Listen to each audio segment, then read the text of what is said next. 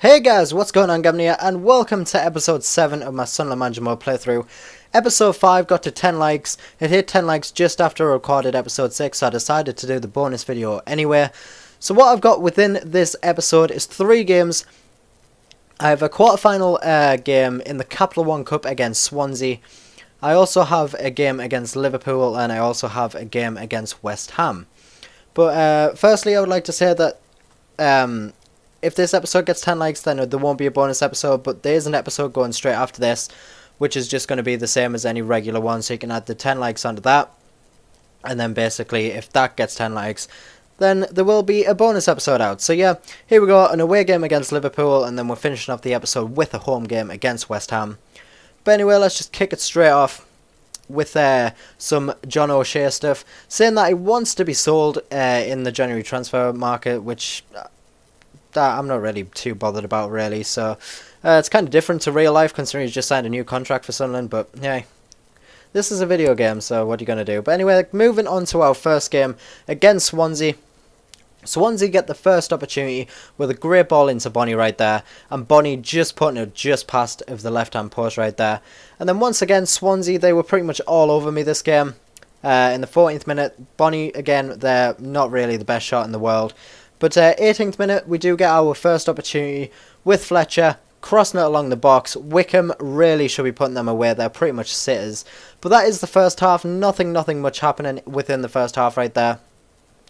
But anyway, in the 59th minute, I believe Swansea have another opportunity right there with Ki Sung-young just going round the post. Now make 3 substitutions, bringing on Buckley, Rodwell and O'Shea for Larson, Catamol and I think Brown, I think it was. But anyway, that was a great decision, as in the 67th minute, Wickham putting us 1-0 ahead in the Capital One Cup quarter-final with an absolute crazy finish. Actually, it was really good build-up play as well, especially with Fletcher setting Connor Wickham through. As you see, where Fletcher just turns, sets Wickham on the way, sees the keeper, just slots it straight underneath him. That gives us the 1-0 lead.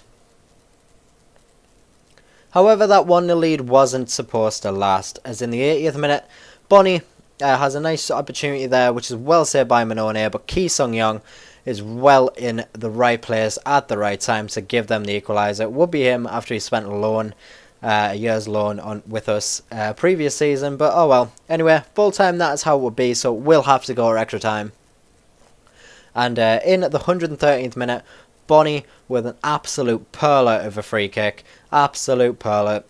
Manone got a strong hand to it, but nothing much he could really do about that. That free kick was destined for the back of the net as soon as it left his foot. As you see here, beautiful effort. Manone try to get something on it, just hits the top of the bar and goes into the back of the net. But anyway, that wasn't supposed to be how it ended. In the 120th minute though, great save by Swansea's goalkeeper right there, but Buckley, leaving the keeper, just stood still, rooted to the spot. No chance in hell was the keeper getting that. Absolutely beautiful finish in the bottom right hand corner of the goal to give us that 2-2 draw at the end of full time. So that means that the game would have to go to penalties. And here is our lineup. We have our strikers going first, which obviously is a great deal. And Wickham was the first to step up, which he slots it into the left hand side to give us that 1-0 lead. However, Bonnie, with being a very cheeky player right there, just chipping it down the middle. I try to go down the middle to repeat him, nothing happening. And then Popov hitting the post, somehow didn't go in. I was so thankful. Buckley, once again, beautiful strike. And Ki Sung-young hits the bar. This time he hits the bar, giving us a favour. Johnson tries to do a Bonnie, but not to his speciality.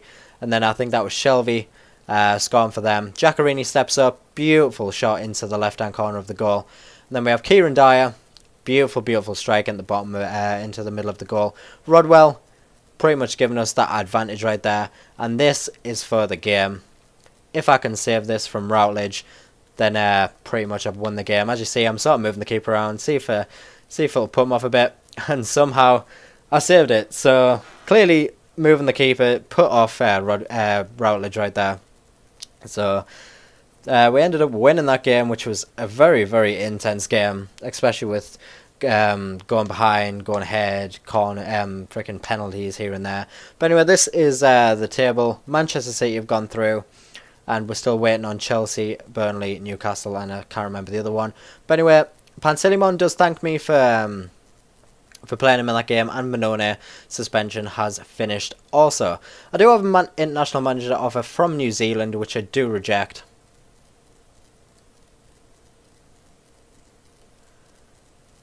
And I am playing Manchester City in the semi-finals, which is going to be very, very scary. And we have an additional £8,500 to spend in the transfer window. But anyway, moving on to our second game against Liverpool in the Barclays Premier League. I knew this game was going to be a very, very difficult one from the start. I left Pantilimon in goal because I do believe he did a really good job against Swansea to give us the win after extra time penalties. But anyway, 13th minute, we do have our first opportunity, but well saved by Mignolet right there. But however, Liverpool, Coutinho just completely leaving my defence to dust. Pretty much slots it straight past Pantilimon to give them the 1-0 lead. And Liverpool were completely dominant this game. I didn't have much of the ball. They had pretty much everything. So I wasn't really expecting much from this game. All I wanted to do was to keep a bit of dignity within this game. But in the 26th minute, Liverpool once again have another opportunity. Gerrard passing it into Lambert right there. But once again, beautiful save by Pantilimon. I need to get used to saying Pantilimon a bit. But anyway, in the 44th minute, Liverpool have another opportunity, just hitting the post. However, he was offside, although it was a really good ball. And it's very, very tight to say he was offside right there. But either way, he hit the post, so not a big deal. However, in the 45th minute, we do have another opportunity, but straight at Simon Mignolet, nothing much to trouble him there. But that is how the half would end. Currently 1-0 down at half-time, which it wasn't going to get any prettier. Within the 49th minute, Lambert's gone from crazy angles to double Liverpool's lead and to double my misery. Which Pantilimon really, really should have done a lot better there. As well as I probably should have defended it a little bit better. But beautiful strike by Lambert there. Can't really take that away from him anyways. So moving on to the 67th minute. Liverpool once again on the attack. Like I said, it was just all Liverpool this game. Khedira with the effort that time. But well saved by Pantilimon. And then in the 79th minute, once again, Liverpool on the break with Lucas Leiva. Just taking it round my defence. Very unlucky not to score right there. And then in the 81st minute, Liverpool do get a penalty through a moment of madness from me. Just completely took Gerrard out, made him do somersaults. And Wickham picking up the yellow card also. So as you can see in the replay here, just Wickham just completely takes Gerrard out, makes him do a front flip, which is quite funny. But yeah, Balotelli steps up for the penalty, hits the post, and it is eventually picked up by Pantilimon. So luckily, Liverpool did missed that penalty, but however, Sturridge in the 90th minute does wrap everything up. I do try my best to try and crawl off the line there, but I think Sturridge kind of pushed me in the back a bit, so could have been a free kick, but never mind, this game was lost anyway. So we did lose this game 3-0. Sturridge doing his little dance right there. So as you see from here, the shot, I do end up scurrying back, and I do believe it was Sturridge who pushed me in the back. I fell over and somehow landed behind the goal. I went through the net, it's magical. But yeah, that is how that game would end, 3-0. 3-0 defeat, which like I said, I wasn't really expecting much from that game. But these were the shots. I had 1 shot and 1 on target. They had 12 shots and 6 on target. So I really had no opportunity at all in that game to do anything. But moving on to our final game of this episode, guys, which is against West Ham. Hopefully I was looking for something a bit better than the Liverpool performance, considering we are only playing West Ham. So in the 4th minute, Fletcher has a nice opportunity, but is well saved by the leg of the goalkeeper. And then in the 12th minute, West Ham do have a nice opportunity with Valencia, but just hitting the side netting, which is very, very unlucky. And then 27th minute, once again, West Ham back on the attack with Zarate. And puts the ball into the back of the net to give them the 1-0 lead. So at this point I was getting really annoyed, because after the 3-0 at Liverpool, I wanted to at least redeem myself somehow within this game. So pretty much going behind 1-0 against West Ham wasn't making me a happy bunny. But yeah, once again, beautiful finish by Zarate right there, just putting it past, I think I put Minone in goal this time. However, in the 29th minute though, passing it into Larson. Larson has a shot, and then I get a freaky goal. Freaky goal. Own goal by Cresswell right there. Hits the goalkeeper, then hits him, and then he sort of like stumbles over the goalkeeper and just goes in. But yeah, I ain't going to complain about any goals. So as you can see, Larson just toe puts it into the keeper, and the keeper hits it off the play and it goes in. So I'm not going to complain. It's a goal. I'll accept it. But anyway, 33rd minute. West Ham back on the attack with Valencia. Just wide of the left-hand side post. And then in the 39th minute, we do win ourselves a penalty with Van Aanholt running into the box there.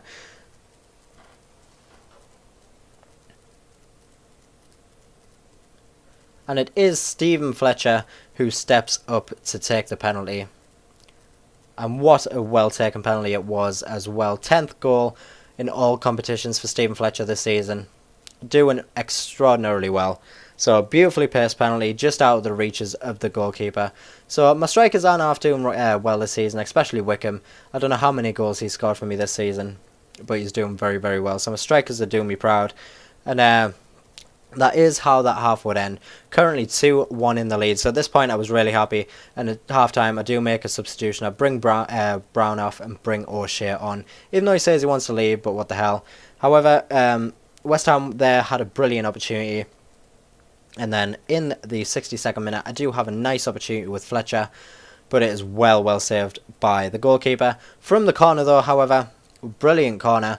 And how the keeper saved that, Adrian, how on earth he saved that. But anyway, from the following corner, Wickham, once again with his head. Wickham only has 6 goals in all competitions. Now that's very surprising. I thought Wickham had scored a lot more goals than that. But, oh well, it seems like Fletcher's been my top goal scorer so far. I'm going to have to check the next time I'm on just to see who my all-time goal scorer is. So, yeah, we are currently winning 3-1. I was pretty proud of myself at this point. And in the 69th minute, West Ham get a penalty, which was a moment of madness once again.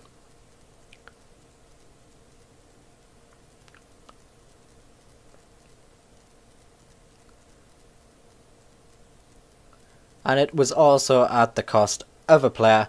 Sula right there, getting himself sent off with I really thought he was just going to keep hold of that ball, like kind of turn, so I could just win the ball, but I just went in the back of him, got the penalty, and Andy Carroll comes on for Zarate. And Noble is the one to step up to take the penalty, moving the keeper as well, trying to put him off a bit, but my god, that chip was absolutely extraordinary. Very well taken penalty, just out of the reaches of Monona.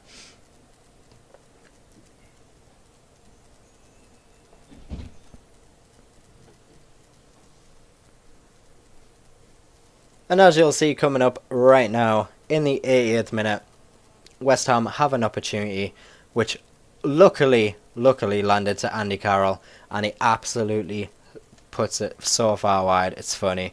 But yeah, so that is how that game would end. A nice 3-2 victory. I was really happy about that. 6 shots, 6 on target to their 8 and 4. So I was really happy with that, especially after the defeat at Liverpool. But here we go, saying that I've got potential in national management jobs, and also saying that Nicholas Sula has been suspended for 1 match ban. And this is a table of how it stands. I'm currently 5th on 29 points, just only 6 points off the first place. Right at the bottom though, we have Crystal Palace, Hull and Leicester. Crystal Palace really isn't doing very well at all. But anyway, this is going to wrap up the end of this episode, guys. So this is the bonus episode for episode 5, I think it was. But yeah, guys, thank you all very much for watching.